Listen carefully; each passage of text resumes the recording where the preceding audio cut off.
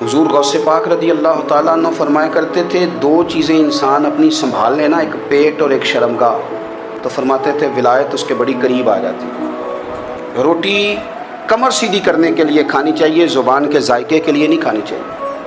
ये ज़ुबान का जायका लग जाए, ये कहीं का नहीं छोड़ता इंसान। अपनी शर्मगाह की जो लोग हिफाजत कर लेते हैं, कोई बड़े से बड़ा गुनाह करने से भी बंदा काफिर नहीं होता, बंदा कुफ्र करने से काफिर होता है।